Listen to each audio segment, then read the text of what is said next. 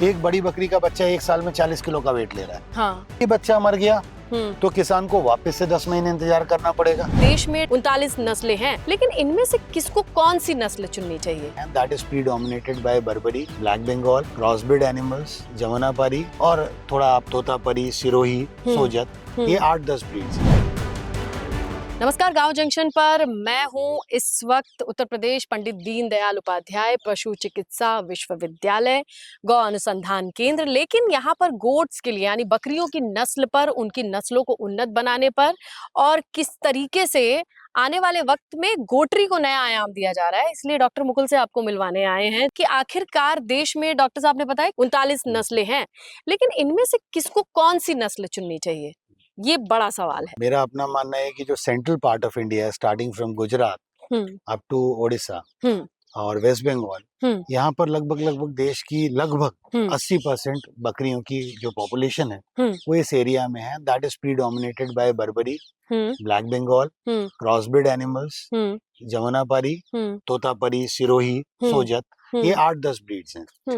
और इन ब्रीड्स को अगर आप फर्दर क्लासिफाई करते हो तो ये 3 पार्ट्स में डिवाइड कर सकते हो आप, स्मॉल साइज, मीडियम साइज और लार्ज साइज। मेरा अपना मानना ये है, सोचना ये है कि जो मेरा अपना अनुभव है व्यक्तिगत और क्षेत्र में जाके, जितनी बकरी छोटी होती है उतनी जल्दी हीट में आती है, जितनी बकरी छोटी होती है उतने ज्यादा बच्चे देती है, और जितनी बकरी छोटी होती है उतनी बच्चे देने के बाद दोबारा हीट में जो हम उसको बीच का पीरियड कहते हैं वो भी उतना कम होता है। अब जब छोटी बकरी होगी ज्यादा बच्चे देगी, अमूमन किसान क्या सोचता है कि बड़ी बकरी होगी, बड़ी हो जाएगी तो पैसा ज्यादा मिलेगा। उसको ये भी ध्यान रखना है कितने दिन में बड़ी हो रही है। दूसरा, रिस्क एसोसिएटेड, ज्यादातर बड़ी बकरियों की फेकेंडिटी कम होती है। मतलब फेकेंडिटी मतलब बच्चा देने में, जैसे 10 बकरियां हैं तो जनरली वो देंगी 12 बच्चे, 13 बच्चे, 15 बच्चे दे देंगी। अगर वहीं आप बंगाल गोट लेते हो तो वो अगर 10 बकरियां हैं तो लगभग 20 के आसपास के बच्चे दे देंगी आप। फैक्टर कम हो जाता है, क्योंकि होता क्या है कि आप ही कहते हो कि मेरा एक बड़ी बकरी का बच्चा 1 साल में 40 किलो का वेट ले रहा है। हाँ। मैं समझाने के लिए बता रहा हूँ, या 35 किलो का वेट ले रहा है। वहाँ ब्लैक बंगाल के,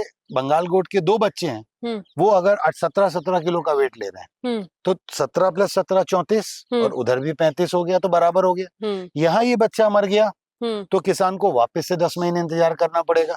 यहाँ 2 में से एक मर गया तो भी एक से नुकसान नहीं होगा, तो प्रोबेबिलिटी जो है वो ज्यादा हो जाती है। तो मेरा मोटे मोटे तौर पे ये मानना है कि अगर कोई भी किसान मीट का व्यवसाय या बकरी भार के बेसिस पे बेचने का व्यवसाय कर रहा है तो उसे ऐसी बकरी रखनी चाहिए जो ज्यादा बच्चे दे और जल्दी जल्दी बच्चे दे। ठीक है, तो उसके लिए बेस्ट ऑप्शन जो है वो छोटी ना, जैसे बंगाल गोट है, उसके व्हाइट और ब्लैक दोनों स्टेन्स हैं, और उसके साथ साथ हमारे पास बर्बरी है जो इस एरिया में जो मैंने बताया जो सबसे कॉमन है और डिमांडिंग ब्रीड है। आप ये दोनों रखो, और अगर आपको लगता है कि मेरे को ओकेजन्स पे ही बकरी निकालनी है, होल्डिंग कैपेसिटी अच्छी है, तो मेरा अपना मानना यह है कि जमुनापारी, सोजत, बीटल, ये 3 बकरियां ऐसी हैं जो आपको ईद के टाइम पे अच्छा पैसा दे सकती हैं। लॉन्ग टर्म के लिए आपको रखनी चाहिए एक ओकेजन के लिए बकरी, और लार्ज साइज ब्रीड रखो। जब आपके पास होल्डिंग कैपेसिटी है, जमुनापारी बताई, सोजत बताई, हाँ, और बीटल इनका डिमांड बहुत है। और अगर आपको लगता है कि मैं लॉन्ग टर्म इन्वेस्टमेंट में नहीं जा सकता हूँ, शॉर्ट टर्म पे जा सकता हूँ, तो फिर ये आप या तो बर्बरी रखिए, और मेरी पसंदीदा बंगाल गोट की, इसमें बीमारियां भी बहुत कम आती हैं और हर परिवेश में आराम से ढल जाती है। छोटी होती है तो किसान आराम से रख सकता है, कम जगह है तो 4-5 में भी रख सकता है। जहाँ बड़ी बकरी 2 रखोगे वहाँ ये 6 रख सकते हो आप। तो ये बहुत सारे एडवांटेजेस हैं इसके साथ, दैट इज द रीजन। लेकिन अगर मैं बात कहूँ कि दूध देने के लिए भी, इस लिहाज से भी अगर कोई सोच रहा है किसान कि आसान भी हो रख रखाव, थोड़ा दूध भी आ जाए, मेडिसिनल प्रॉपर्टी है इसके लिए, आज की तारीख में मैं ये कहता हूँ कि नस्ल दूध की नहीं है, क्षेत्र की बात कर रहा हूँ, संस्थाओं की बात नहीं करता। दूध बकरी दूध की रह गई है, क्योंकि इनडिस्क्रिमिनेट ब्रीडिंग हुई है, और बकरी के दूध को आज जो बड़े बड़े सिटीज हैं उनमें एक विशेष महत्ता दी जा रही है, मेडिसिनल मिल्क कहा जा रहा है, सोप बनाए जा रहे हैं, लेकिन पहले इसको बड़ा सेकेंडरी रखा गया। और सच्चाई है कि आज भी गाँव में जब जरूरत होती है तो आदमी भागता है लेने के लिए। आज भी गांव में बकरी का दूध, जो इंटीरियर गांव है वहां बिकना मुश्किल पड़ जाता है।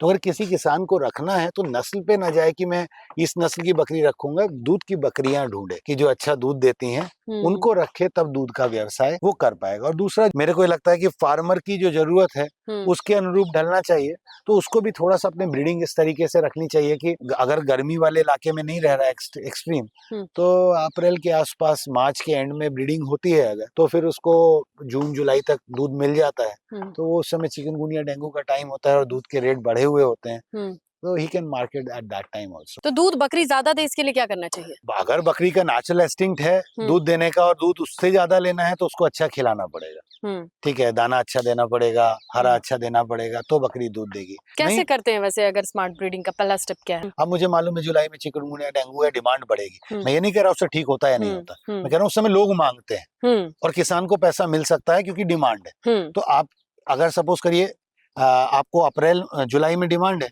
तो आप जून की प्लानिंग कीजिए। जून की प्लानिंग का मतलब ये हो गया कि आप मार्च में ब्रीडिंग कराइए, तो मार्च अप्रैल मई जून, तो जून में बच्चा तो ब्रीडिंग देगा। कराना कैसे पॉसिबल होता है? कराना मीन्स देखिए, अगर बकरी हीट में आती है उससे पहले मत कराइए, अगर 1-2 महीने पहले हीट में आती है तो छोड़ दीजिए उसका हीट, उसी टाइम कराइए क्योंकि आपका फोकस है उस टाइम पे दूध बेचना, ठीक है। और सेकेंडली अगर बकरी हीट में नहीं आ रही है तो बहुत सारी विधियां हैं, साइंटिफिक आधुनिक विधियां हैं जो बहुत सारे संस्थान है, CSWRI है, वहाँ पर स्पॉन्ज बनते हैं, मेरे ख्याल से CIRG में भी अवेलेबल होता है। उनका उपयोग करके फार्मर जो है किसी भी एक पशु चिकित्सा अधिकारी को रिक्वेस्ट कर ले, स्पॉन्ज यहाँ से अवेलेबल करा ले, सिंक्रोनाइज ब्रीडिंग कराए, उस समय हीट में आएगी, मेटिंग कराए और उस समय बच्चा ले। चलिए डॉक्टर मुकुल, बहुत बहुत धन्यवाद आपका। ये सारी इन्फॉर्मेशन आई होप आपके लिए यूजफुल होगी। पसंद आए तो लाइक कीजिएगा। कोई सवाल हो डॉक्टर साहब के लिए तो जरूर कमेंट कीजिएगा, रिप्लाई करने की कोशिश करेंगे। डॉक्टर साहब का नंबर डिस्क्रिप्शन में मैं मेंशन कर दूंगी।